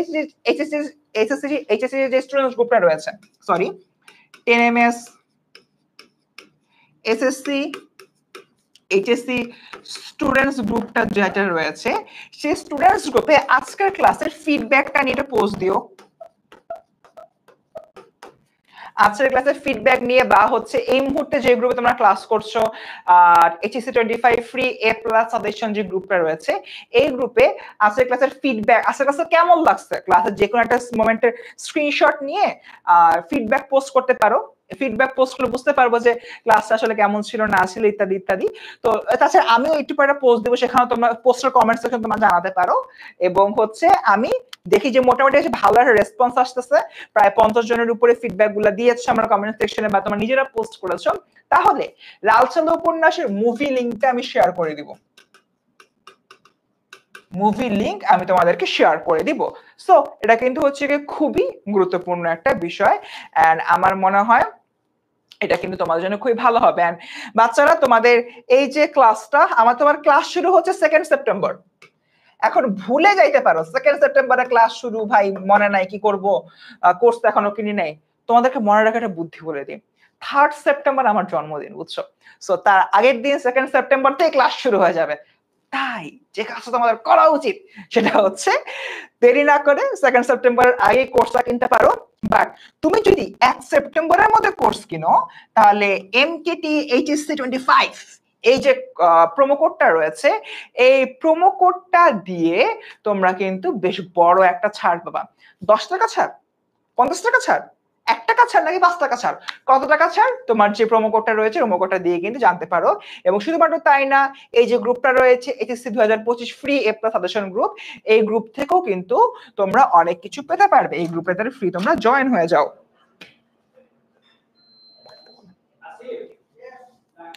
সো এই গ্রুপটাতে হচ্ছে কি তোমরা জয়েন হয়ে যাও।